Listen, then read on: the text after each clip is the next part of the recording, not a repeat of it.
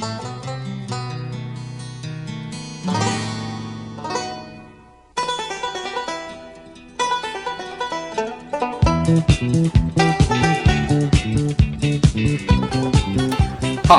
and welcome to another episode of the Cover Zero podcast, the show where I cover the least in the best way possible. I'm your host, Jason Wells. Today is Wednesday, August 20th, and it is officially my 200th episode of doing this podcast. For one, I'm very proud of myself for just sticking with this. This has turned into a nice little hobby for me that, again, I don't know if I'm just shouting into a void a lot of the time, but I talk about football every week and get off all my opinions, and I felt like I've gotten more into the NFL because of this, and I love it. It's a ton of fun, and thank you to any of you who have followed any of the accounts, liked anything, commented on anything, listened in general. Thank you. I appreciate any kind of support that's given. Here's to another 200 more, I guess. Exciting times. This episode, though, actually, another note, just podcast related. Last week, first episode in the new office.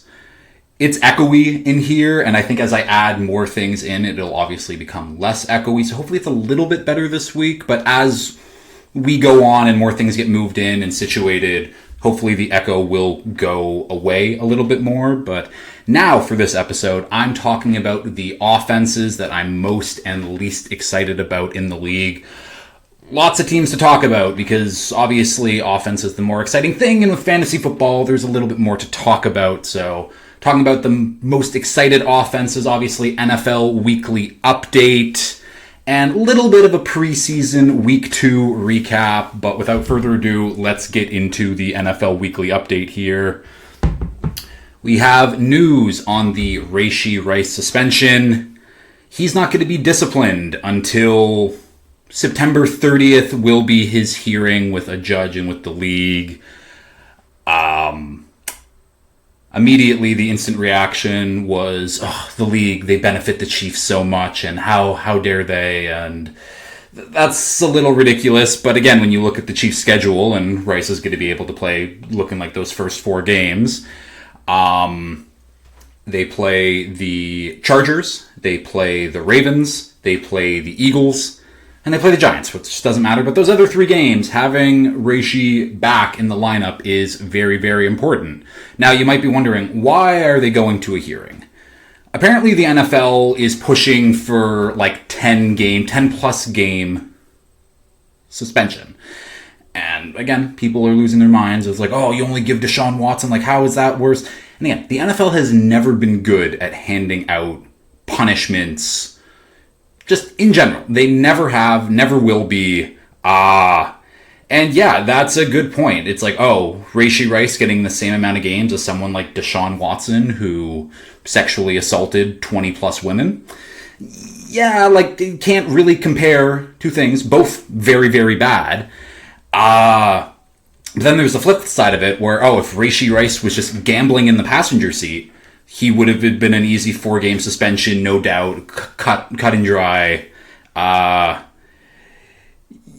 For the people who thought that Rashee was going to get a 4 to 6 game suspension, no fucking way. The fact that they're going to a judge, the fact that they are dragging this out, I think it'll be 8 to 10 games.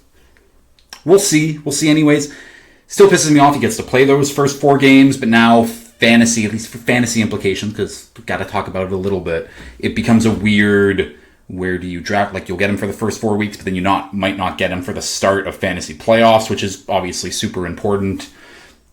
It'll be weird. I think it's just because the NFLPA is pushing back on the suspension that the NFL wants to give them, and that's why they're going to a judge. Because the case is pretty cut and dry. I mean, he caused a multi-car accident while street racing his buddy, and then they fled the scene. Like, there are multiple serious charges that he's all pled guilty to already. Like, there's no, what if, shoulda, coulda. Like, it's, this happened, this is the punishment. It's very black and white, and the fact that this is getting dragged out so much is very, very weird, in my opinion anyways, but, that's just kind of the latest update on the Rashee Rice news. Contract extension. Bills running back James Cook signs a 4-year, $48 million deal. 30 of that guaranteed. Puts him a little bit above the deal that Kyren Williams just got. And honestly, I think after Kyren Williams did get that deal, it all kind of made sense of where that money, or how that money was going to get played out. Because I think initially James Cook wanted something like $15 million, like top running back market, especially after like Saquon got his big deal. Didn't want to beat Saquon, but wanted to get, again, in that range. And then Kyren signs his deal for 11, and then the Bills look at him to be like, you guys are kind of similar players. I would still take James Cook over Kyren Williams, but similar-ish level players anyway. So again, getting more than Kyren. Getting a 4-year deal too. Like, that's good. And 30 of that guaranteed. I'd assume that basically he's good for 3 years. That 4th year will be kind of a team option, but good for the Bills to get this done. Getting James Cook out on the field, practicing. I think he was holding in, so he was still there anyways. But either way, there is what was I trying to say? James Cook is the clear number 1 running back for the Bills. Again, fantasy reasons. I think people were a little worried about, if James Cook is going to have a contract or not, because maybe they'll try to play Ray Davis or Ty Johnson or whoever a little bit more. But now that James Cook has this deal, maybe James Cook will actually get more carries than he did last year. I think he was on the field like 48% of the time. Maybe that tips to like 55, which still ain't a ton, but he was really, really productive last year. I'm sure he'll be productive again. We can keep going. Got a couple of trade-related sagas that we have to talk about, and no Micah Parsons talk this time, thank God. First one we got to talk about is Bengals edge, Trey Hendrickson. So obviously he left when training camp started. He went to Florida to just kind of like train there. He's like, I'm not going to be around. And then the Bengals were like, okay, fine. Like, we'll budge. He went back up to Cincinnati, and people thought, okay, like a deal's going to get done now, like finally. And then it's been another week since then. We've been waiting and waiting and waiting, and now the Bengals will take trade offers for Trey Hendrickson, which is like, you should have done this months and months and months ago. But okay, fine, they're starting to listen, like it is what it is. But apparently they're asking prices. They're looking for like a young player and then a 1st-round pick or a 2nd-round pick or like whatever. They're not getting that. They will be lucky to get a 2nd-round pick at this point. Again, maybe a player with it, we'll see. But to me, this just makes no sense for the Bengals. Because like I'm looking, and there's teams that are being, like apparently the Panthers, Browns, and who was the other team? The Colts were all interested. Don't know why the Browns are. I don't know what their timeline is for a rebuild. Trading assets for Trey Hendrickson, not a good idea, Andrew Berry, but he's had a lot of bad ideas, so it is what it is. Team like the Patriots makes sense. But you know what team makes the most sense of getting Trey Hendrickson? The Cincinnati Bengals. They have the cap room for him this year to, maybe finagle the cap a little bit, make the cap hits lower, make it work with the Burrow and Chase and Higgins contract, just like any other good team would do. Their defense is awful. We haven't talked about preseason, but again, they put their starters out there for the preseason, and they got absolutely gashed again by Chris Rodriguez and Bill Krosky-Merritt. The Bengals are terrible. The Bengals defense, and I always said the Bengals were terrible, and I have to preface this. The Bengals defense is awful. I talked about it a lot last week, but this Bengals defense is absolutely terrible. It makes no sense why they're trading Trey Hendrickson. And if Trey Hendrickson doesn't play for them this year, this might be one of the worst defenses. Like, again, the Panthers' defense was one of the worst defenses all time, like legitimately. The Bengals will probably be right up there in contention, but luckily for the Bengals, their offense is really, really good. So we'll see, I guess. The other person who's been in some trade rumors for the last couple weeks, Brian Robinson Jr., the Commanders running back who, I just talked about it, Bill Krosky-Merritt. He's the guy, apparently. So if you don't know who Bill Krosky-Merritt is, and you shouldn't, he just changed his name to Bill yesterday. He didn't change his name, but told media that he would rather be called Bill instead of Jacory, which was his given name, I believe.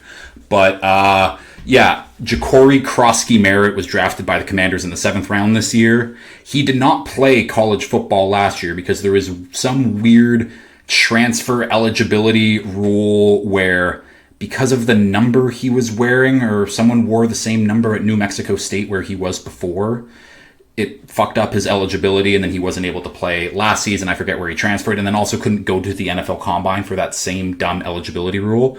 So it really fucked up his last year of college football, and the Commanders still took a chance on him, and he was probably going to be a UDFA anyways, but there's been rumblings of, look out for him, and now all of a sudden it's, they're actively looking to trade Brian Robinson Jr. away, which just means that Bill Krosky-Merritt is likely going to be their starter. They like him a lot, obviously. So what does that mean for Brian Robinson? There's a few teams that could need a powerful running back anyways, the Dolphins being one of them. They do have Ollie Gordon, who I love immensely, but could always use more running backs. But again, if I'm Chris Grier, I'm not trading any assets for an okay running back. The Cowboys could obviously desperately need any kind of running back help, because I don't think that Javonte Williams and Miles Sanders and Jaden Blue is a good running back room. So there's fits. We'll see how this goes. Brian Robinson has just been the most average running back since being drafted. I wasn't a fan of him coming out of Alabama, but he's proved me wrong. He is a good, maybe average is just the right word. He's the most average running back in the league. I think if you were to talk about, it's him, Najee Harris, guys are they'll get you 4 yards when you need 4 yards. You need 5 yards, you need 6. Don't worry, they'll get you 4 yards. I'll be interested to see if there's any kind of package for him. Again, a 5th round pick seems too much, at least in my opinion. But again, fantasy wise, you monitor that Washington running back situation, because someone's going to come away as the lead back there, and it doesn't look like it's going to be Brian Robinson Jr. Brandon Sheriff, the longtime Washington and Jags guard, has announced his retirement after 10 seasons in the league. Basically quiet quit in the offseason, and no one really noticed. Apparently he said he was retiring a few months ago when he got inducted into the Iowa Hawkeyes College Football Hall of Fame. I think that was it anyways. And yeah, no one really noticed until last week. But yeah, he's done. He easily could have signed a deal to play basically anywhere in the league. Again, so many teams just need offensive line help, but no, he's decided to call it a career. Again, 10-year career, was a first-team All-Pro, a 5-time Pro Bowler once. Good player. I could probably say that he'll be in the Hall of Very Good in whenever anyways, but Brandon Sheriff, hell of a career, good career, a very good career, and will be a Hall of Very Good nominee at some point. We'll keep going here. A couple of lower level signings, but notable names that we should all know anyways. One of those being Matt Judon to the Dolphins on a 1-year up to $6 million deal. This makes sense to me. Obviously, we still have Jalen Phillips and Bradley Chubb coming back from their injuries. Chop Robinson got banged up in preseason, I think training camp actually, and he just kind of shut down until week 1. And I'm not sure if there was any setbacks or anything like that, but now you're telling me our pass rush rotation is Chop Robinson, Bradley Chubb, Jalen Phillips, and Matt Judon. That sounds really good, as long as Matt Judon remains our 4th edge rusher in that rotation and doesn't actually get legitimate starting snaps, because I'm not fooled by Matt Judon. Matt Judon's not good. I've been of the opinion that Matt Judon hasn't been a great player for the past couple seasons anyways, but is what it is. Again, as a 4th piece in my pass rush rotation, that's absolutely great. And I guess Chris Grier is saying, fuck the secondary. Again, hopefully we may be at a corner. There's still some good ones on the market, but if we can just get to the quarterback faster than he can throw the ball, the secondary doesn't matter. And I think that's kind of what the Dolphins' defensive plan is going to be. Fine with me. The other notable name that gets signed, Xavier Howard, former Dolphin, signs a 1-year deal with the Indianapolis Colts. This is... I have some thoughts about this, because I don't know how many people know, but Xavier Howard, weird dude, not a good dude, was dating some woman, took videos of them having sex, and then as an act of revenge, sent those videos to her son. her son, who's a child, and I think he was like 12 or 13. So yeah, Xavier Howard sent a child videos of him banging his mom. People can laugh, people can make jokes about that. That's an insane thing to do, and to me, that should just have you banned from the league, put on literally like no-fly lists, like what is wrong with you? But he's back in the league, and again, lots of people on Dolphins Twitter like saying that this is, how could the Dolphins not bring him back? How could this? Xavier Howard's not good anymore. Xavier Howard, when he last played in the league, which I think was 2023, I think that sounds right. He was playing opposite Jalen Ramsey, and he was getting cooked. If you're getting cooked when you're the second corner, Jalen Ramsey's the opposite guy, and you're still getting cooked, then, yeah, I don't think 2 years out of the league did you any favors. Again, a bit of a weird signing. I think the Colts secondary just needed some depth, and I guess we'll see. I'm shocked that he's able, it's just that GMs would take a chance on a guy who did something that fucked up. It's a little weird to me. Couple of lower level trades here. John Mechie gets traded to the Eagles for Harrison Bryant, or tight end Harrison Bryant, I should specify. The interesting part of this deal was, so the Eagles get back their own 6th round pick, and then the Texans get their own 5th round pick back. I think that was part of the CJ Gardner-Johnson deal. So basically it's John Mechie for Harrison Bryant. The Eagles obviously need any kind of receiver help outside of A.J. Brown and Devonta Smith, because after that it's Jahan Dotson, Johnny Wilson, trying to think of other guys who are there, and I can't. Now they have John Mechie, and John Mechie's had obviously a tough start to his career. Cancer diagnosis, had to just go on the IR just because of that, and he's worked his way back, but now it's a very, very crowded Texans receiver room. So he's getting a fresh chance in Philly to see what he can do. Wish him all the best. He is a Canadian, so wish him all the best. Harrison Bryant on the other side was drafted by Cleveland, and then has since gone from Cleveland to I think Oakland, and then was on the Texans off-season squad this year. Gets traded, and the Texans needed he was on the Philly training camp squad. Gets traded either way. Texans needed a tight end behind Dalton Schultz. Other tight end Brevin Jordan tore up his knee, I believe, and he's out for the season. So both teams getting extra depth on either side. Good deal. Probably didn't have to explain so much details. And this trade I won't explain in much detail because it's a much easier trade to explain. Former Saints defensive tackle Colin Saunders gets traded to the Jacksonville Jaguars for center Luke Fortner. Colin Saunders, good player. One of my guys, and I forget when he was 2019, I believe, the 2019 draft. Drafted by the Chiefs. He's just I think he's 6'1", 325, but he can do those cheerleader backflips where he just keeps going. And when you can do that at that size, I love you. He had an interception in the end zone last year where he ran it back for 30 yards. He's a good player. Again, you don't want him starting the entire season for you, but he can come in, play meaningful snaps. You're not worried about his production, whatever. He's a solid, good player that you want in the league.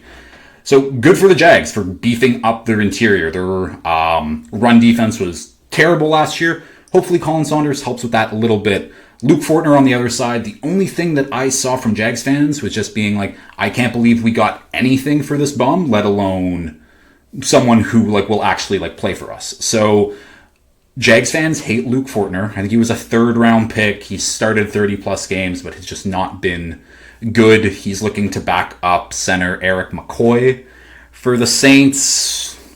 We'll see. Bit of a nothing move, but so we'll keep going. 2 Browns notes here. Isaiah Bond signs with the Browns on a 3-year, $3 million fully guaranteed deal. Isaiah Bond was a rookie, or is a rookie, out of Texas, where he went undrafted because of sexual assault allegations that I guess they deemed that there wasn't enough evidence to move forward with the case, so it got dismissed. So now everything's good. I guess put that in air quotes. It's not, because whatever. And so he signs with the Browns, gets a fully guaranteed deal, which is insane to me. just given everything. And even then, and I saw someone say, like, okay, like, the deal that he got would have been equivalent of if he was drafted in, like, the third round by the Browns. And people were getting those fully guaranteed deals, like, around that. And so I was like, okay, like, whatever. But at the same time, we're giving a guy who got accused of sexual assault and, like, has maturity issues. And these are things that, like, people have known throughout the draft process. Like, Isaiah Bond in the draft process was someone who just kept opening his mouth when he didn't need to, especially when it came to the combine, when he's like, oh, I'm going to smash Xavier Worthy's combine record. I'm going to run a 4.1, and he ended up running a 4.4. Like, shut up. You don't have to do that. I didn't think he was that good of a player at Texas anyways. Again, constant maturity issues. I didn't think he was that good of a receiver regardless. Drafting, giving him a fully guaranteed, it's ridiculous, but that's what the Browns do. They give fully guaranteed contracts to abusers. Speaking of abusers, Quinshon Judkins, his trial is also not moving forward, so now it opens up the Browns to finally sign him, because he is the last rookie to not sign his deal who was drafted. But yeah, the Browns haven't signed him yet, and now, because again, we're talking about these fully guaranteed deals, and all of the second round, top 10, again, more guys got fully guaranteed deals than that, but everyone around Quinshon Judkins got fully guaranteed deals. And if you just gave Isaiah Bond, who has these similar allegations against him, a fully guaranteed deal, if I'm Quinshon Judkins' agent, I'm obviously being like, yeah, give me a fully guaranteed deal. You just gave it to the other guy. We'll see how that plays out. Either way, the Browns, they love picking up guys with off-field issues. It is what it is. We'll keep going. Another retirement here. Matt Breida, the former Niners, Giants, Dolphins running. He's been a couple other places, but he's officially retiring. The only reason I'm really bringing this up is I saw someone tweet out that Matt Breida was the first Shanahan Niners running back, where it's like, no, it's the system. It's not whoever's at running back. Like Matt Breida, I think in that season he rushed for a little over 800 yards, almost 300-ish receiving yards, like on like 4.6 yards per carry, only in like 11 games. He had a good year, and he was just a productive backup who floated around the league for a little bit. But shout out to Matt Breida, very good career. Nnamdi Asomugha, if you remember that name, Hall of Very Good member. He is making his directorial debut in the movie The Knife. The Knife's apparently, it's about a family who comes home and finds someone who's basically passed out with a knife in their hand. And I guess the movie is just kind of like interrogations of this family and this family and what happened and whatever. So interesting premise, but Nnamdi Asomugha, former All-Pro, Pro Bowler, DB, now a Hollywood director. Pretty cool transition if you ask me. And then finally here, the NFL and Crocs are making a collab. They will have Crocs for all 32 NFL teams. They'll have the giblets for all 32 teams. They're not posted yet. I went to look as soon as I saw it to be like, what do these Dolphins Crocs look like? But they'll be posted soon enough, I guess. And that is the last note in NFL Weekly Update here. Do a little bit of a preseason Week 2 recap. This might be an overreaction, but Caleb Williams is going to win MVP and the Bears are going to win the Super Bowl. Obviously, Caleb Williams makes his debut in preseason. 93-yard drive down the field. It looked really good. Ben Johnson getting everyone involved. They absolutely kicked the shit out of the Bills in that one. I think it was 38-0 final score. And then on the other side, the Bills should be worried. If all of their starters get hurt and backups need to play, they're going to be a really bad team. Really bad team. In other notes, Abdul Carter got his welcome to the NFL moment off a chip block from tight end Stone Smart on the Jets. He got dropped on his ass, kind of tried to get back up, and the offensive line just like plowed him back down again. Great clip. Abdul Carter then went online to be like, oh, that was weak, that was bullshit. You got put on your ass. You can't complain about anything that happened when that was a legal play. You got put on your ass. Like, don't say anything in that point, Abdul. Keep going here. Austin Booker of the Bears. He's having a great preseason. 4 sacks and a forced fumble in 2 preseason games. Left the week 2 game with a little bit of an injury, but maybe we're looking for an Austin Booker breakout season opposite Montez Sweat. Either way, looking forward to this Bears team. Mitchell Tinsley and Eftim Chisholm. Have you heard of these guys before? No, of course you haven't.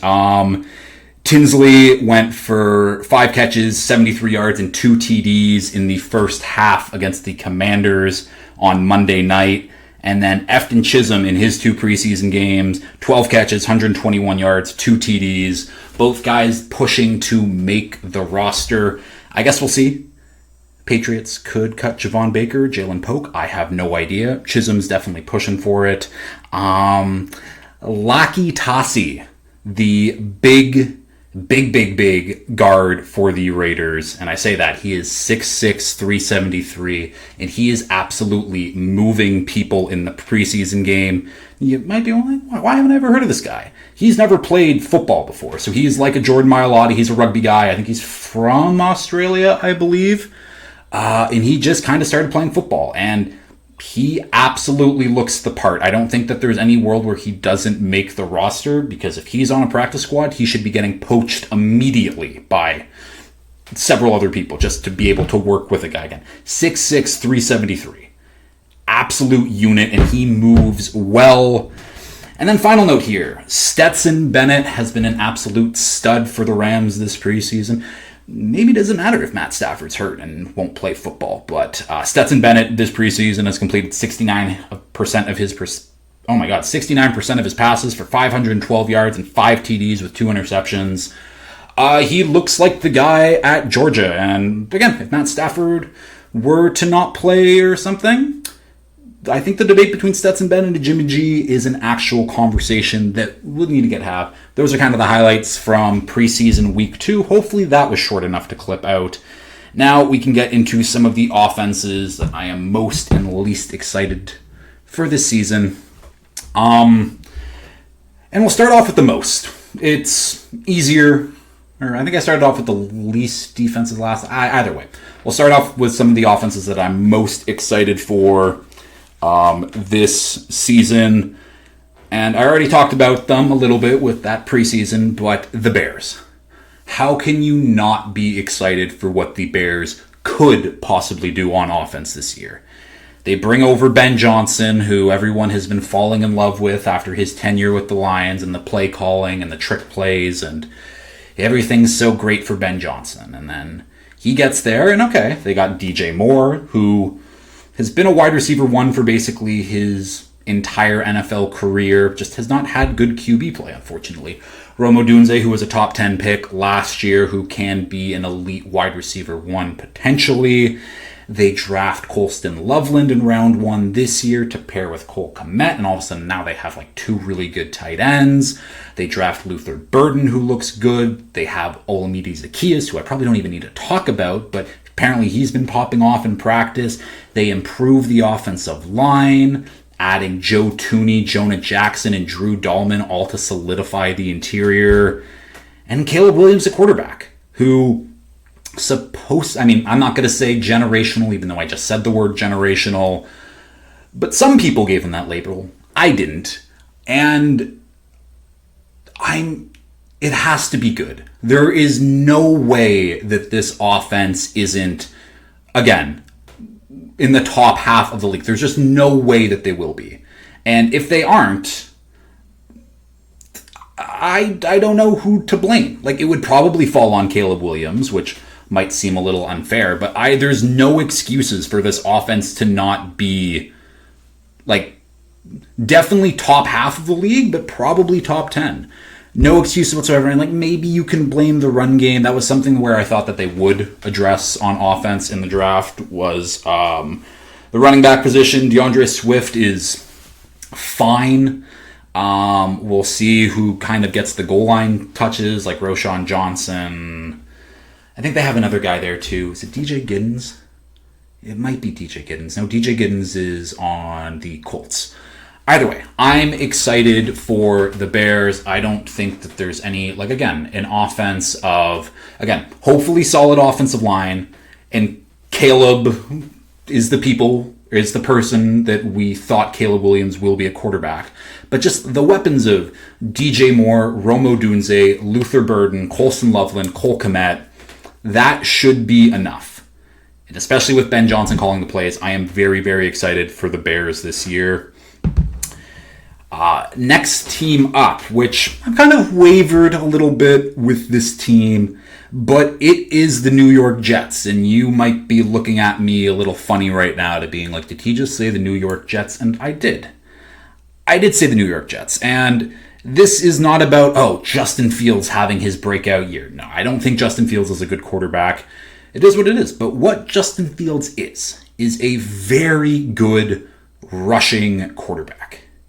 And this team is going to be an incredible running football team. I have a hot take for them next week, so I'll save it for then. But this offensive line and the offensive line that the Jets have built, honestly, could be the best offensive line in the NFL this year. And I don't think that that's too outlandish of a thing to say.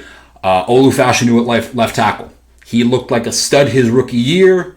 Now he's playing left tackle. We'll see if that continues. On the interior, Elijah Vera Tucker, Joe Tippmann at center, and then John Simpson at the other guard spot. That is very, very solid. And then they drafted Armin Menbu to play right tackle, his natural position.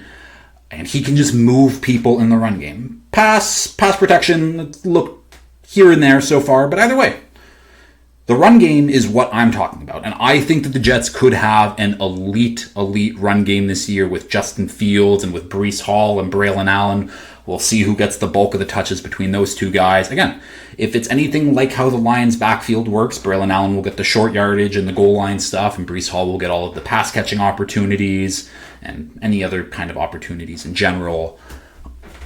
I'm excited. I think that the Jets' offense could be a lot of fun. I think that they brought in the right coach in Aaron Glenn to kind of rebuild this culture, and this just seems like a year where they want to kick everyone's ass. It's not going to be pretty football, not whatsoever, but they're going to play in-your-face, tough football, grind out the yards, and if this Jets defense kind of bounces back to what we think it could be too, a good defense that allows the offense to control the clock through potentially an elite run game, the Jets could be much better than people think that they will be this year. I'm definitely higher on the Jets than most. I like the coaching staff. I love the offensive line. I love the running backs and what the run game could be, especially with Justin Fields being another extension off that. There's probably people screaming at me being like, the receiving options, what are they? And those receiving options, they're Garrett Wilson. Yep, that's it. It's Garrett Wilson. I couldn't even tell you. I guess they drafted Mason Taylor at tight end. I know they have Josh Reynolds. It's Garrett Wilson. The running game is how the Jets are going to control anything on offense this year.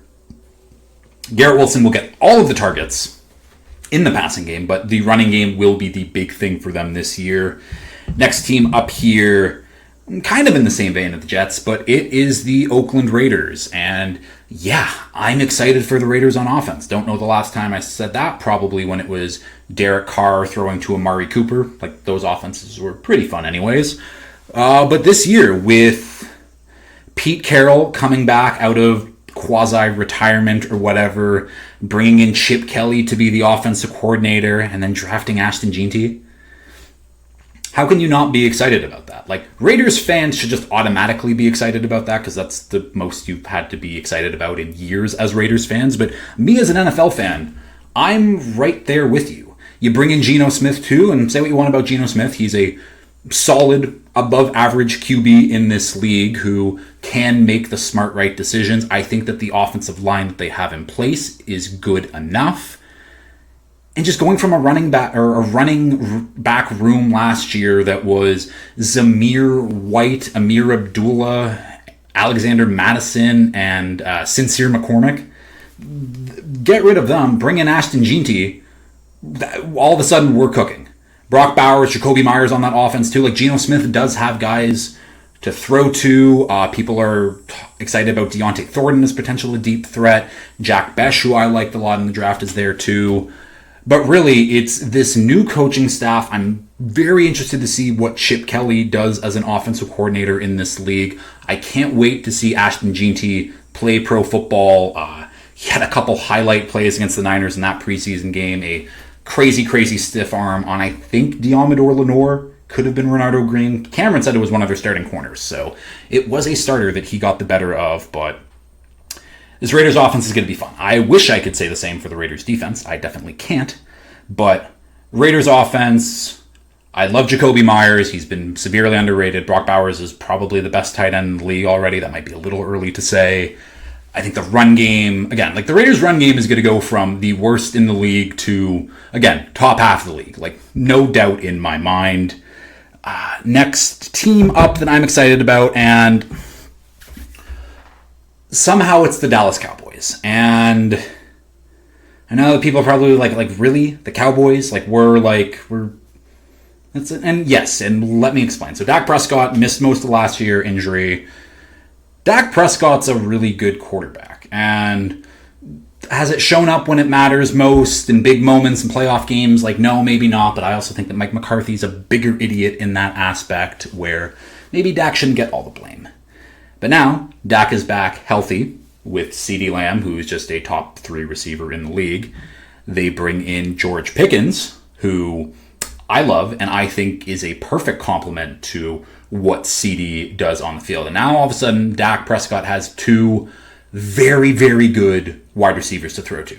Not to mention Jake Ferguson, who's just, again, solid, good tight end, but does the scrappy work, gets open. Again, I think he had 700 yards one time as a tight end. Like, that's good. Those as your 3 weapons on offense, like, I can be like, okay, I'm confident. This offensive line, very young, but I believe in what it could be. Now, this is where kind of the offense does lose me a little bit, is this offensive line could also be bad. I believe that they could be good, but basically, I'd say 4 out of the 5 spots on the offensive line are a question mark, and I'm trying to just go off the top of my head. They have Tyler Guyton, Tyler Smith, Cooper Beebe, Tyler Booker, and then Terrence Steele. I think those are their 5. Lots of young people, lots of, again, first, second, third year guys who are all trying to gel together, and we'll see how that works. And I know people weren't a big fan of Brian Schottenheimer being the hire for the Cowboys this year. I'm okay with it. I think from what I've seen in Shoddy and interviews and stuff like that, I think that he brought in the right guys around him to make it all work and make his life easier. Offense coordinator Clayton Adams, who was the Cardinals run game coordinator. The Cardinals run game the last few years has been very, very good. Unfortunately for Clayton Adams, he doesn't have a running back who's even half as good as James Conner. And he's dealing with Javonte Williams, Miles Sanders, Jaden Blue.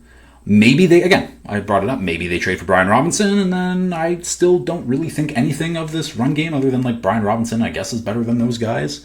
But the opportunity and of where this passing offense could go with just CeeDee Lamb and George Pickens on the outside should make people excited in general. Dak just slings the football around. He's very good at that. CeeDee Lamb, George Pickens, that should excite people. It excites me. There's obviously a lot to not like on this offense, but CeeDee Lamb, George Pickens, that's enough for me. The LA Rams, I am excited for. And now we can talk about this. So, Sean McVay, one of the best coaches in the league, one of the best offensive minds in the league, bar none. He has Puka Nacua. He has Devontae Adams. That is scary. That is very scary. Devontae Adams, still a fringe top 10 receiver in this league. Don't let people tell you differently. Kyren Williams, solid running back. They're definitely looking for another back to pair with him. But Kyren Williams has done his job the last few years. He's been good. The offensive line is good enough anyways. They got some young pieces on there that they hope that they get a little bit better too. But the question is Matt Stafford dead? And there's been the rumors going along that Matt Stafford has been dead this whole time, and the public, we don't know, and a clone just got trotted out there on Monday to throw the ball around in practice. It looks like Matt Stafford is okay, and all of his junk science mumbo-jumbo seem to have worked. And as long as Matt Stafford is good and not injured and doesn't miss games this year, I'm expecting maybe not 2021 Matt Stafford to come back, but I'm expecting this offense to be potent.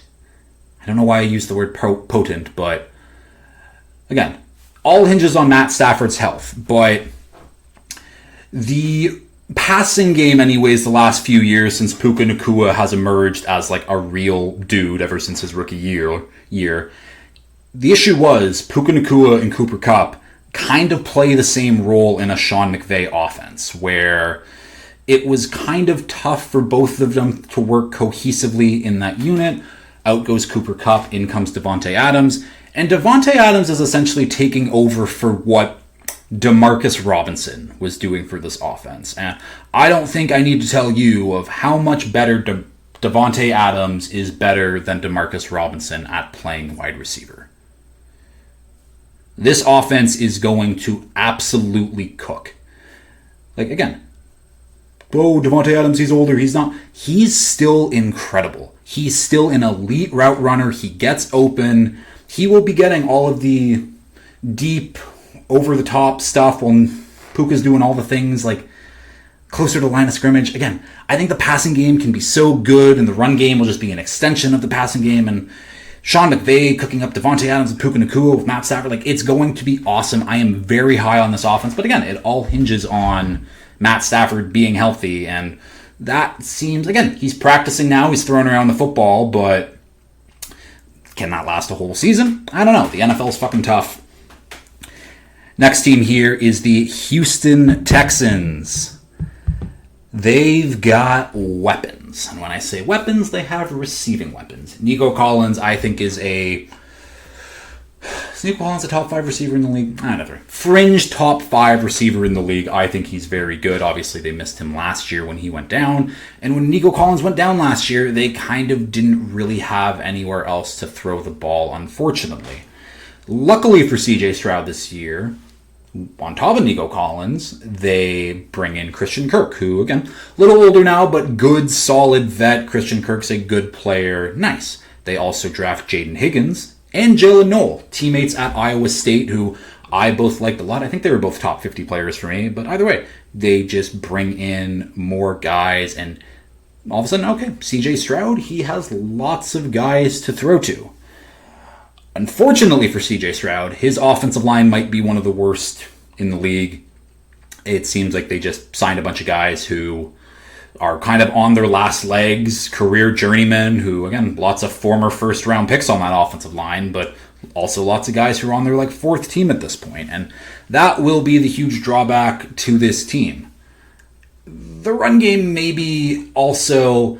I don't think that Joe Mixon was great last year for them. I don't think that Joe Mixon's that good anymore, so the fact that Joe Mixon looked that good, maybe that just means that the run game is better than we think it'll be. But right now Joe Mixon has some mysterious injury that no one has talked about, and no one knows how actually injured he is. And after that, Nick Chubb might get a bunch of carries. I have no idea. Damian Pierce is still there. Dar Ogunbowale also there. So I'm more excited to see CJ Stroud with these receivers and kind of letting it loose a little bit. I hope Nico Collins has a fully healthy season. I also hope that because the offensive line is so bad, we see CJ Stroud scramble around a little bit. We saw it towards the later end of last season, a few playoff things where, CJ Stroud is mobile. He doesn't like to remind people that he is, but he can scramble. He can get loose. He does have some pretty decent speed on him. I think that should, again, not like Kyler, not like Lamar, where he's running, but a few times a game, scramble for 7, 8, like whatever, many yards.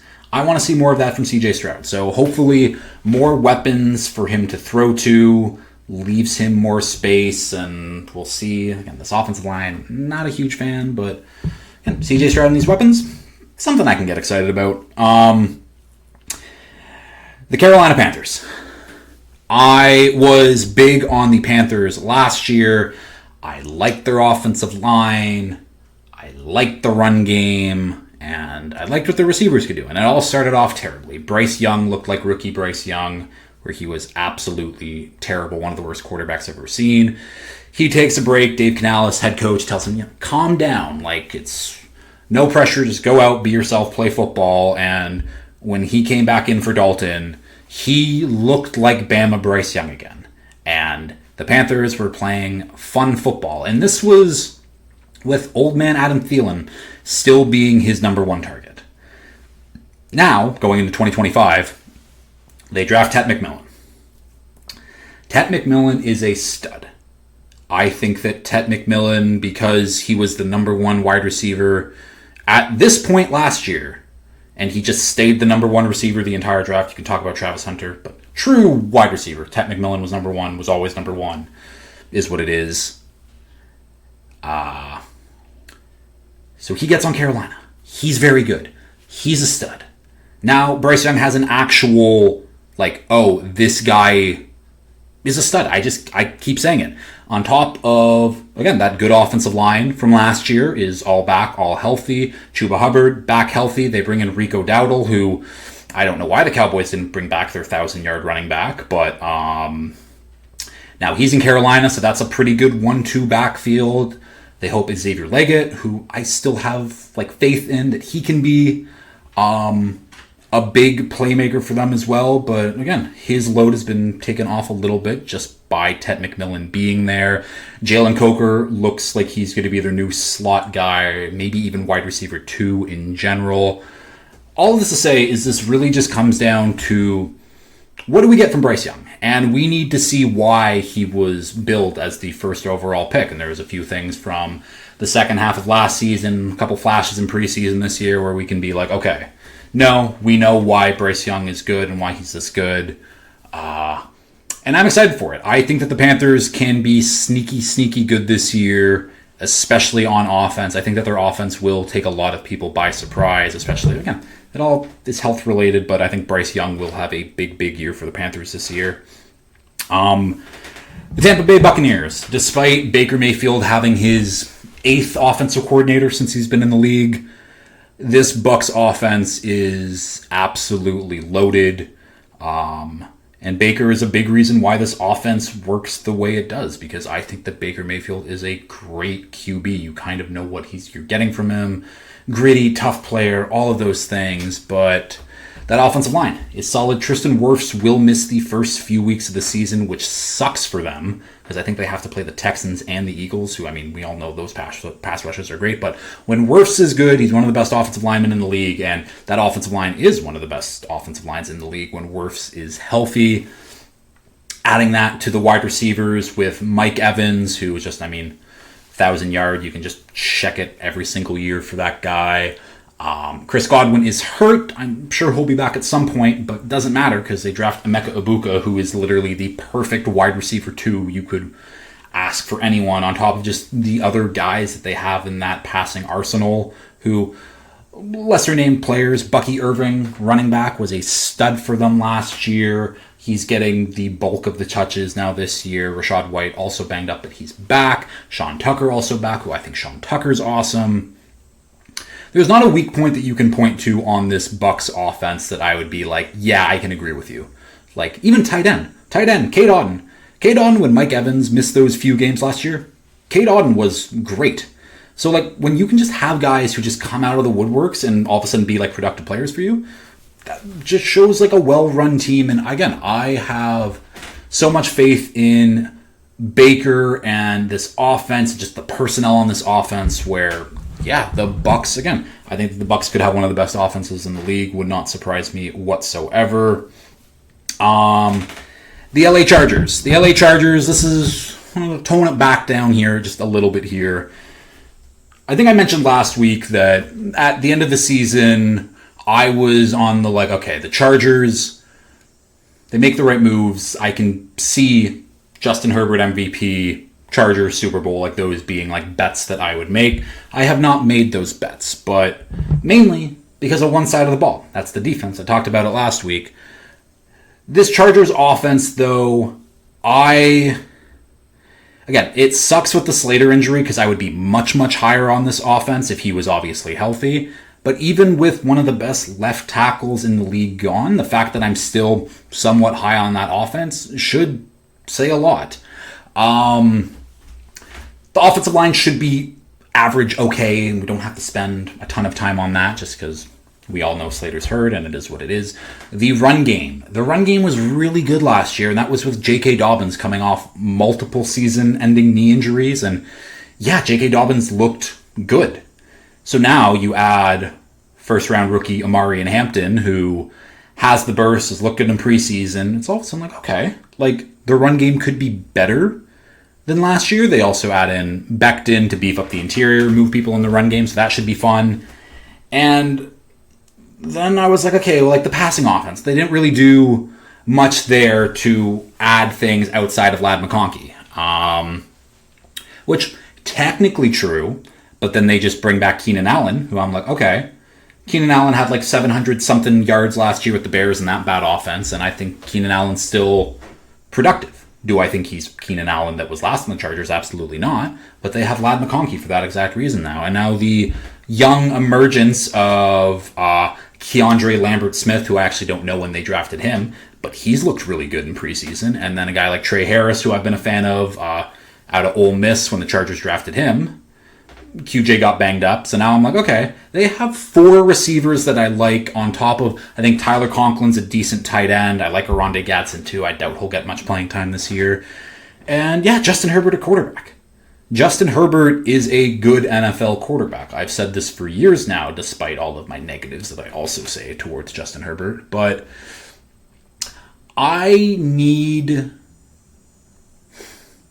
this offense to look like an NFL offense that has a superstar at QB. People have been calling Justin Herbert a superstar QB for years now. And other than that 2021 season where he put up the big numbers, it's been kind of mundane for Justin Herbert. And again, when you have bad OCs and bad, it's just, yeah, you can pass around the blame, but I don't know. To me, this is a year where I look at what Justin Herbert has around him on offense, and again, this offensive line could be a big detriment to the team, and we just kind of don't know it yet.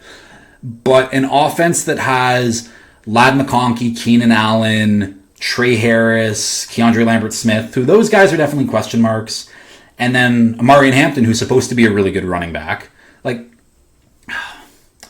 I say it, I think this Chargers offense could be really good, and if those rookies, young players, all play above maybe what they should be doing in year one, then yeah, this offense should be good. But really it hinges on Justin Herbert. I think that Justin Herbert has all the talent in the world. It's just put it together. We'll see. I don't know if I really actually said anything. Really, it's I like the Chargers offense, but it can't be what it's been the last few years where Justin Herbert does the checkdowns and the safe plays and they control the clock with the defense, because I don't think they can control the clock with the defense this year. I need to see this offense open up a little more. I need to see multiple 300-yard passing games from Herbert. Again, I want him to go back to that passing machine from 2021 and not, honestly, someone that's been boring the last couple of years. And he's needed to play boring football because that's what the offense has allowed it to be, because there hasn't been a lot of talent. But there's talent on this Chargers offense this year. So I'm expecting, again, Justin Herbert, show why everyone thinks you're a superstar. Make me believe why you should be. Again, I have him in that tier of other superstar QBs, but show me why. Show me why. I think it's as simple as that. Probably spent too long talking about the Chargers here. The Tennessee Titans. Cam Ward has been the least hyped number 1 overall pick in quite some time. And that's also on par with when Eric Fisher was the first overall pick by the Chiefs in 2013. Like, he might have got talked about more than Cam Ward. Like, the fact that no one's talking about the first overall QB, like, taken in this draft, it's taken way too long, but Cam Ward over the preseason training camp, there's been clips out there. He's made a few really nice throws. And again, I'm obviously not the biggest believer in Cam Ward. Wasn't really high on him at all this year, but I can be excited about what this Titans offense could be. Again, it all relies on Cam Ward, but around him, it looks like they have like average offensive line around him. And average could get better just because they do have some younger players who could take bigger jumps, like Peter Skronsky and J.C. Latham. Skronsky, I do believe, like, he has like Pro Bowl guard level potential, and now that he has like a real tackle next to him, I think his play should improve. So like the offensive line just there, like, should just be much better, and Bill Callahan's obviously a stud as an offensive line coach. The weapons aren't great, but again, when you're talking about like Calvin Ridley and Tyler Lockett, longtime veterans who just will be there where you need it. You don't need to like be like, shit, they ran the wrong route. Like, those guys will make the right decisions and know the plays and know where they need to be. It's just on Cam Ward of, does he know where they need to be? A couple lesser like guys on offense too. Like, I like Iomaner, but I think that Ridley and Lockett, those are two guys who I'm like, that they will help out a young rookie QB a lot. I think Tony Pollard is a solid running back. And again, with a better offensive line, maybe this running back could be, we'll see. This basically all relies on Cam Ward, because I've said a lot of things where, and honestly, all of the names that I've talked about that, none of them are like great football players. Calvin Ridley was great at one point, and obviously he's at his ups and downs, and we'll see what he does this year. But the rest of them are just like average. So if Cam Ward is that dude, is what people think that he can be, I think that this offense, like, it's crazy to say, but if Cam Ward comes in and plays like Jaden Daniels, this Titans offense anyways, could be pretty damn good. Could be fun anyways. And I think that's the word that I've been looking for, is I think this Titans offense could be a lot of fun if Cam Ward is living up to the hype anyways. The Patriots here. I'm a big fan of Drake May. This has been known. I'm a big fan of Drake May. Unfortunately for me. And he showed a lot of promise last year. He had a lot of flash plays of him playing hero football because he needed to, because that Patriots offense was, the team was so bad last year. But Drake May was like the only one who was like, oh, damn, like, okay, like, he looks pretty good. And now he hopefully has an average offensive line, hopefully has some like average receiving weapons, and hopefully has a pretty decent run game behind him. And now it's like, okay, can Drake May take it to another level, or does the hero ball stay there more and thus more mistakes happen? I just want to see Drake May play consistent across the board football and not dramatic highs and lows like we saw last year. And obviously, the dramatic highs and lows from last year made sense because the Patriots around him were terrible. And now the Patriots around him are average. So if he can elevate his play to great, and then like the low points are like average, a little bit below average, like, yeah, you can live with that. And again, they added on this offensive line with Will Campbell, rookies Will Campbell, Jared Wilson. They bring in Garrett Bradbury, bring in Morgan Moses. Like, the offensive line is better than it's been in years, and it's still not great, but that's okay. The receiving weapons, also not that great, but better than it's been in the last few years. Stephon Diggs coming off an ACL injury. We'll see how that goes. Dating Cardi B, that's crazy. Hunter Henry is still there, just Mr. Consistency. I won't even mention Jalen Polk and Javon Baker, even though I just did.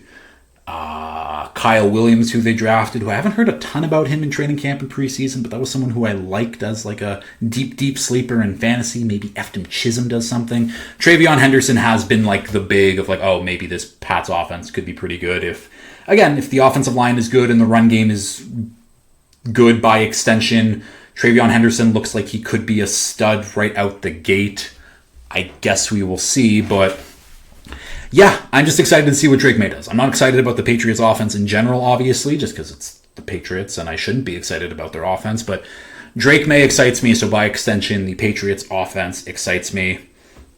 The Seahawks here, and this is more of I'm intrigued by what the Seahawks are going to be more than I'm excited about them, because I have no idea what this offense is going to look like.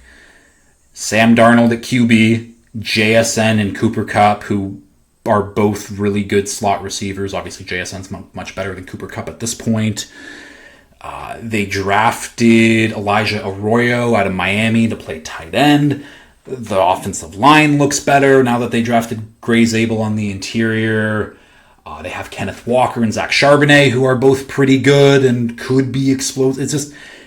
Everything is an if. Everything is an if with the Seahawks offense, and I don't know how it's going to get schemed open by offense coordinator Clint Kubiak, who, after his start last year with the Saints, and then obviously tons of injuries happened to that Saints team, and they got decimated, but he scored 35 points 3 straight weeks. Like, that's hard to do.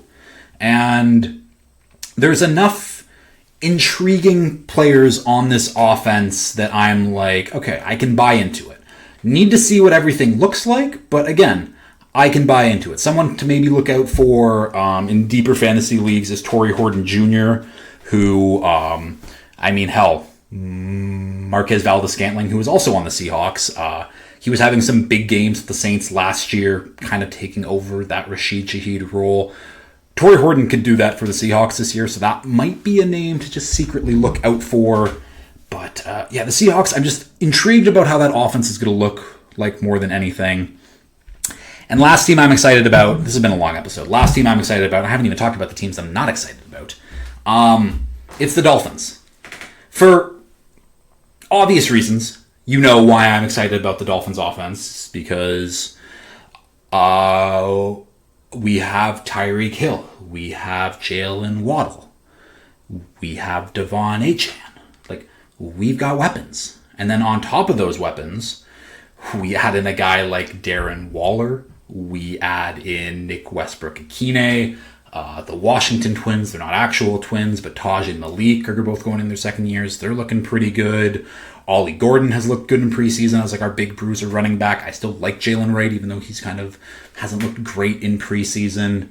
And Tua, I love Tua, but can he stay healthy? And that's literally what this all revolves around, and I guess our offensive line too, but I'm believing in our offensive line. I think Patrick Paul will be a good left tackle, and if Patrick Paul's a good left tackle, then the offensive line will be fine.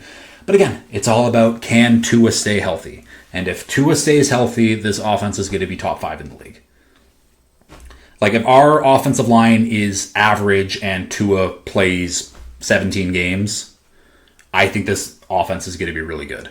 I think that Mike McDaniel has learned from his mistakes. I feel like I say that every offseason, though, about this offense and Mike McDaniel. So maybe he'll just be the same thing, and chances are it probably will be the same thing. But if Tua is healthy, and there's no, again, crazy injuries across this offense, and if Patrick Paul, again, if the offensive line is average and Tua is healthy, this offense will be one of the better ones in the league. But I can't say that confidently, because Tua is just not healthy, and our offensive line has been bad for a while. So, is what it is. Obviously, I still have my hopes about the Dolphins and the way that the run game can be, but just Tyreek, Waddle, Achane, like, just those 3 guys right there are, I don't want to say special players on offense. Tyreek obviously probably still is. Waddle, they're all really good. And just those 3 guys right there, like, that's better than most teams have on their offenses. So, either way, those are the teams I'm excited about. Probably could have cut down on a lot of those, but let's get to the least excited. Probably won't spend too long on the least, but that's what it is. So, starting off with some of the least excited, it's the New Orleans Saints. Maybe the offensive line is okay. Tali Fuaga, Kelvin Banks, sure. Like, 2 young tackles and your offensive line could be, like, pretty decent. Like, okay, like, that's not bad. Chris Olave, sure, he has a ton of concussion issues. Like, it's him and Tua, like, right up there with each other. Rashid Shaheed coming off, like, a major knee injury. Like, I like Rashid Shaheed, but we'll see what he looks like coming off a major injury. Brandon Cooks is back. That's insane. Alvin Kamara. I like Alvin Kamara, but Alvin Kamara's old at this point. They drafted Devin Neal, who he's been hurt too, and I like Devin Neal, but again, we'll see. I think the most exciting thing that I can talk about the Saints offense is Juwan Johnson is back with his former college QB from 6 years ago. I don't know if people knew this, but Tyler Shough and Juwan Johnson both played at Oregon in 2019. And Juwan Johnson has been in the league for 6 years, and Tyler Shough is now a rookie. It's not going to go well for the Saints this year. Tyler Shough is just not a good quarterback and won't be a good quarterback because when you're 26, you should be a developed good quarterback coming into the NFL. Like, that's just far too old. Spencer Rattler is fine. It is what it is. Where's the optimism for the Saints on offense? Like, I guess you can say Chris Olave, but again, with Chris Olave, his concussion history is so bad, and he has two guys throwing him the football who aren't good at throwing him the football. So yeah, he'll get some hospital balls again, just because that's the nature of the position. Like Alvin Kamara, again, I know exactly what Alvin Kamara is going to do for this offense, and he'll do some fun things, but it is what it is. I'm not excited about Kellen Moore as a head coach. I think I have a hot take about that next week. But just, yeah, there's nothing... Again, there's pieces here and there that I can be like, like the Saints, blah, blah, blah. But, like, this is what happens when your team... I think I said this last week, too. When you've kicked the can down the road with all these cap things, and now this is the team you can field. It's a bad team, not a good team. Mickey Loomis really sucks at his job. Next team here is the Cleveland Browns, and the only thing I have written for this is woof. And that's not because their mascot's a dog. Technically, it's an elf and a dog. I don't know what the Browns are. I mean, they're named after literally the Cleveland Browns or the Cincinnati Bengals owners. But it is what it is. Yeah, why should I be excited about the Browns? They don't really have an offensive line. I mean, their offensive line's fine on paper, anyways. Like, people can talk about the upside of someone like DeJuan Jones and Jack Conklin, Wyatt Teller, Joel Bitonio. They're all still solid, even though they've just been super injured. And again, they're all getting older in their careers. I have no idea who's playing that other guard spot. Two rookie running backs who one hasn't practiced the entire offseason yet, and the other one is whatever. The wide receivers, like Jerry Jeudy, played great with Jameis Winston just force-feeding him the ball last year. Cedric Tillman looked good before his injuries, too. David Njoku, sure. Like, the quarterback battle is god-awful. Joe Flacco got named as the starter today. Joe Flacco starting in the year 2025. Terrible. Absolutely terrible. They're going to keep 4 QBs on the roster, which is also terrible. I don't know why Kenny Pickett is even on this roster. Like, you don't need Kenny Pickett here. The fact that they gave up a draft pick for Kenny Pickett is shameful, in my opinion, but I just think that Andrew Berry has lost the plot just a little bit of what this team could be and where they're going. It's... I don't know. Harold Fannin Jr., I'm excited. Again, maybe this is like my one point of like David Njoku, Harold Fannin Jr., 2 tight ends who I like a lot. Kevin Stefanski can maybe be creative enough, but I just think their QB play is going to be so bad. Joe Flacco is just going to get his ass kicked. Because the Browns' first 5 games, I bet on the Browns to start 0-5 at like plus 340, which I thought was ridiculous odds because they play the Bengals, the Ravens. I should probably just bring it up in front of me here. But they play the... I know they play the Bengals and Ravens. And, okay, this is taking my time.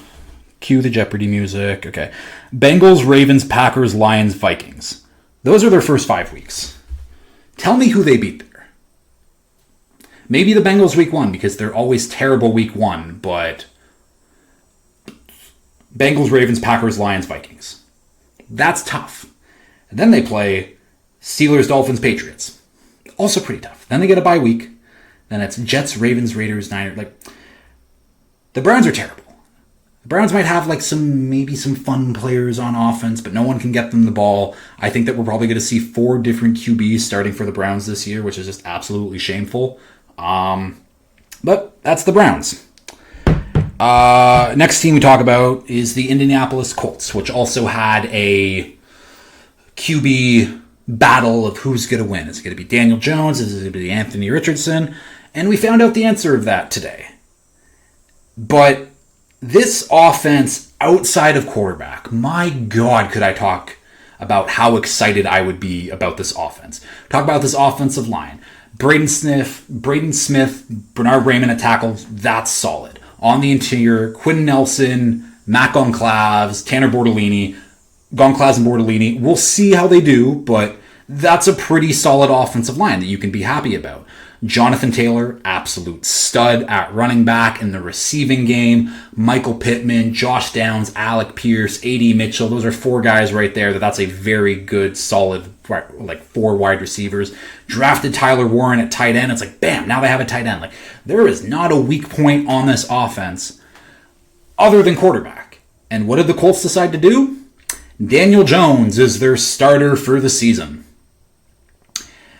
Absolutely shameful from Shane Steichen, from Chris Ballard to... I don't get it. And I think I probably said this last year, but you draft Anthony Richardson as a known project, as someone who you knew would have to play football games to get better and understand the QB position more. As Anthony Richardson in college, he played in 24 games, which isn't that much. 1 full season as a starter, young 20-year-old, and Anthony Richardson's younger than Cam Ward, who just got drafted this year. You knew he was a project. You knew he needed to play. And starting Daniel Jones week 1 of the season essentially means you've given up. Which I think that's the earliest I can say that a team has given up in a season is before the season actually starts. Because starting Daniel Jones is essentially waving the white flag of we're not going to be a good team this year. It's a shame. And especially because Jim Irsay passed away in the offseason too, that like them waving the white flag, it's cowardly. And again, there's probably people being like, oh, well, Daniel Jones is better than Anthony Richardson. And yeah, that may be true that Daniel Jones is the safer quarterback of the two to play. But Anthony Richardson has insane highlights. Does he have some really bad lowlights too? Yeah, he does. But the highlights are like, okay, that's what he could be. That's what he could be. And you knew he was a project. You knew that this was going to take time for maybe him to become a good quarterback. And you don't give him the opportunities to maybe even develop. And again, a lot of it probably wouldn't have developed, but you get the insane highs with Anthony Richardson. With Daniel Jones, you get those insane lows as well. But those highs, they're capped to here because his highs are just pedestrian league average things. Not excited for the Colts offense whatsoever. I could have been a little bit excited with Anthony Richardson just because he's so up and down. It still would have been bad, obviously. But yeah, starting Daniel Jones is, inexcusable. I think that Steichen and Ballard should be fired before. I don't know. I just think that that's an insane move to name Daniel Jones your starter week 1. Daniel Jones stinks. Anthony Richardson also might stink, but he could be better. I don't know. I don't really get it. Clearly anyways. Next team here, the Denver Broncos. So this is kind of just not like, oh, I think the Broncos offense will be bad. I think the Broncos offense will be fine, as it was last year. So the offensive line was absolutely incredible last year. They bring all 5 guys back, and I think the offensive line will still be really good. I don't think they'll be as good as last year just because last year they were insane. And this year I just think they'll be great. They'll be more towards the top 5 pack, where I think that last year kind of the Broncos offensive line was a little bit by itself, in my opinion anyways. So maybe a little bit of regression on the offensive line, but that offensive line will still be really good. The run game, will get better. They did not have a run game last year. This year they add J.K. Dobbins and they draft R.J. Harvey, and now it's like, okay, that run game could get a little bit better. And then the passing attack. They add in Evan Ingram. Great. They draft Pat Bryant. Sure. And, like, that's kind of it. So, like, yeah, maybe the running game's improved. Should be improved just by, like, those two additions. But the passing game is kind of what leaves me like it could have been more. Again, I'm not a big fan of Bo Nix and what he can do or what he could possibly do, but I don't know. Kind of in the same vein of what I thought. It's like I thought the Broncos could have taken bigger moves or maybe added someone more dynamic on offense. And maybe RJ Harvey is going to be that super dynamic chess piece. I have no idea. But like a passing offense of Courtland Sutton, Evan Ingram, Marvin Mims, Pat Bryant, like, I'm not excited about that. And maybe I don't need to be, because I think that this Broncos defense is going to be so goddamn good where all the Broncos offense has to do is just not turn the football over and, like, run the football effectively. And maybe that's all they want to do. Maybe this is just, it's not putting the training wheels on the offense for Bo Nix again, but, like, again, I'm not excited for this offense just because I don't think it'll be an exciting offense. And there's nothing wrong with boring offenses if you win football games, but I just think from a viewing perspective, the Broncos will not have a fun offense to watch, and I think that's completely valid. The New York Giants are up here for obvious reasons. It's Malik Nabers. That is basically it. The offensive line we hope is a little bit better, and Andrew Thomas is back healthy, and that's fine. They have, like, Wan'Dale Robinson and Darius Slayton, and I guess Theo Johnson, that's whatever. Tyrone Tracy, he was pretty good last year, but, like, again, whatever. The QB room is a complete mess with Russ, Jackson Dart, and Jameis Winston. Like, who fucking cares? It's Malik Nabers. That is it. That is all. Malik Nabers will be the entire offense. If something happens to Malik Nabers, this offense will fall apart dramatically. Why am I excited about Russell Wilson throwing a moon ball? Or why am I excited about Jackson Dart just playing football in general? Again, Giants defense I'm excited for. Their offense, I think, is going to be laughable at points during this season. We can keep going. 3 more teams left. We're almost done here. The Pittsburgh Steelers, an offense that I am not excited about. And it's funny. All of the pieces on this offense, and we're talking Caleb Johnson at running back, DK Metcalf, Pat Freiermuth, Jonnu Smith. This offensive line, I think, is going to be really good. Even Aaron Rodgers. All of those things individually, I like, and I can talk myself into. Collectively, I think it's terrible, and it's going to blow up in the Steelers' face. It is what it is. I don't know how an offense with multiple good tight ends, because I didn't even mention Darnell Washington, who's just basically like a 6th tackle out there who can make receiving plays if he gets it. I don't know how that's going to work. Like, you trade for Jonnu Smith, but you already have Pat Freiermuth. How many 2 tight end sets are we going to look at? DK Metcalf is basically the sole receiver on this team. Maybe Roman Wilson does something. Like, sure. The offensive line I do like a ton, and I think that this offensive line can be the strength of this offense. I like Caleb Johnson a lot too, so maybe if Caleb Johnson is good too. But again, it's a lot of questions. Young offensive line that we just hope gets better. A rookie running back who we just hope is good immediately. Aaron Rodgers we hope is not bad, maybe. And I think Aaron Rodgers is just okay at the end of the day now. Arthur Smith, who I like, but he's a bit of a weirdo about what he does on offense. So I have no idea. I'm not excited about what this Steelers offense can do, more so because I'm just confused about how this Steelers offense was built. I think that's fair to say. So while I like the pieces all individually put together, I have no idea what they're going to do. It should be interesting for the Steelers, but I don't get it. Next team here, it's the Commanders, and the Commanders are on this list for similar reasons, like the Broncos. So the one thing I can say, though, is the Commanders improved upon their offensive line dramatically. They trade for Laramie Tunsil. Laramie Tunsil, obviously one of the best tackles in the league over the last decade. Boom, your left tackle is solved, at least until Tunsil retires.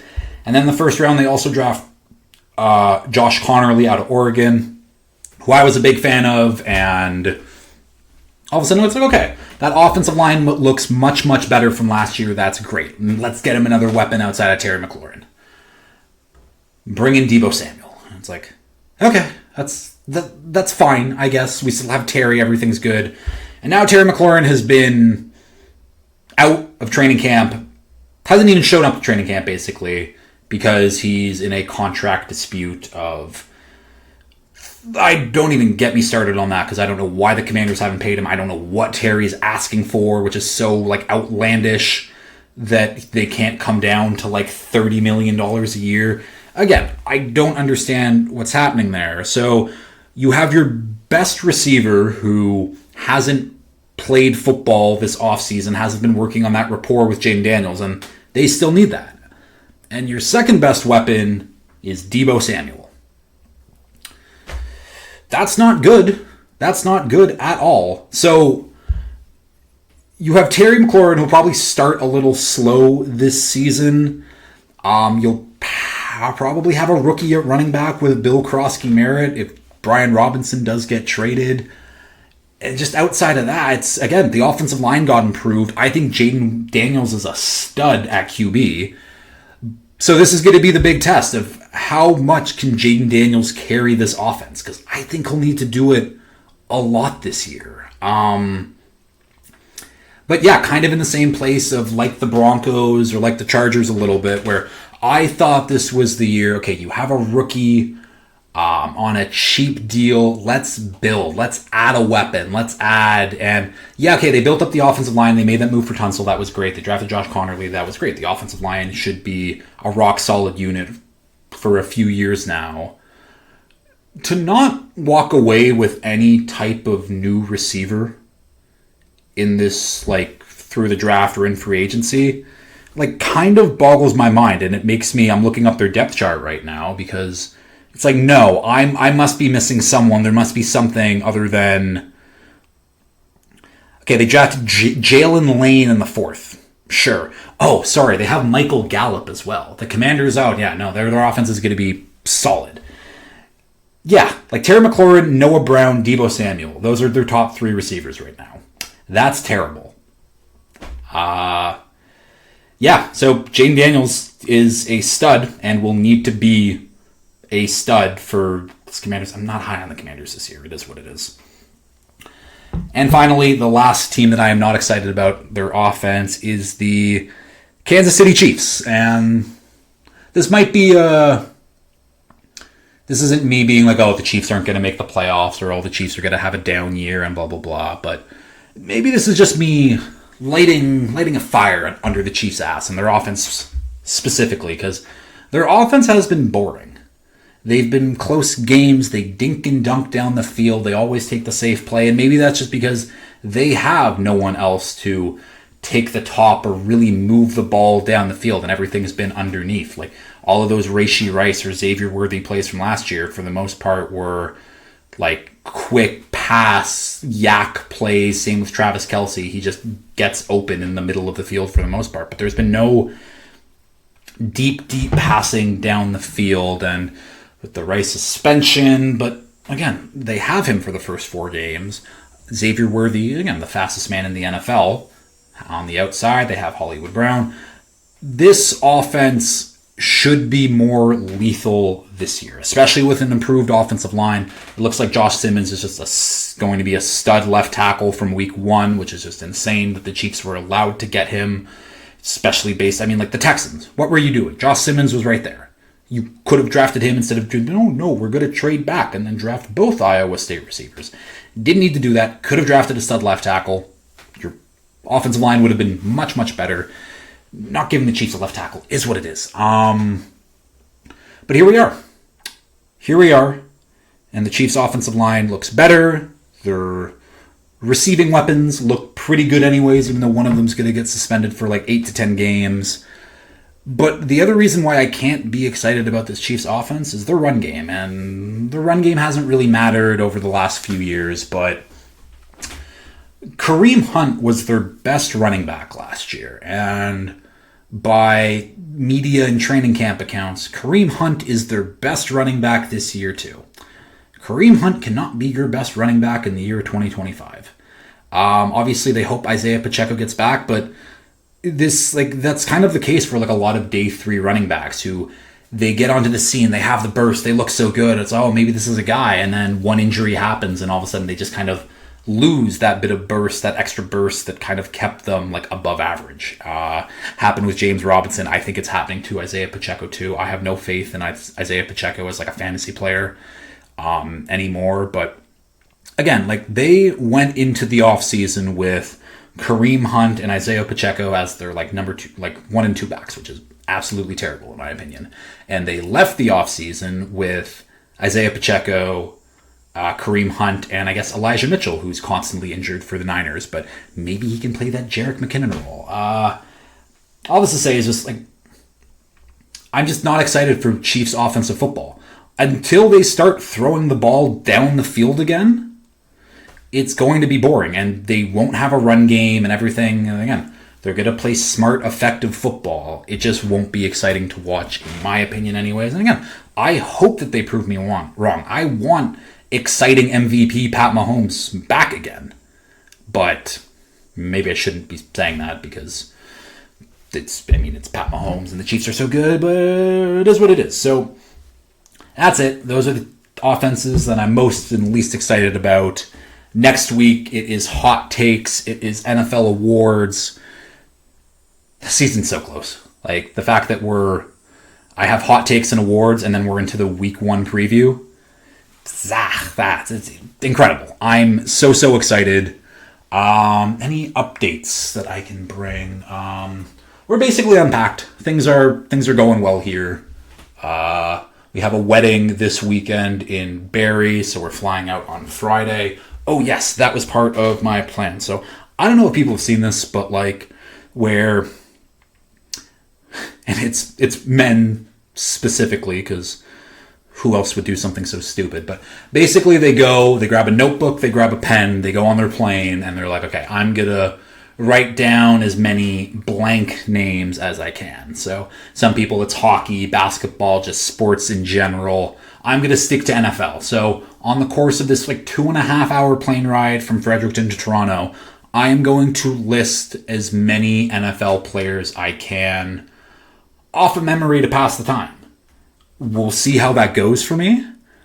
I better get over 1,000. Again, I don't know how fast I can write. I don't know if 1,000 is a crazy mark, but I think I can write down 1,000 names in 2.5 hours. That seems reasonably easy to do. I'm interested to see what names I remember that I haven't thought of in years and whatnot. But that is what I will be doing for my pre-wedding prep on this flight, is just writing down as many NFL players' names I can in a notebook. I will update you all next week. Yeah, that's the episode.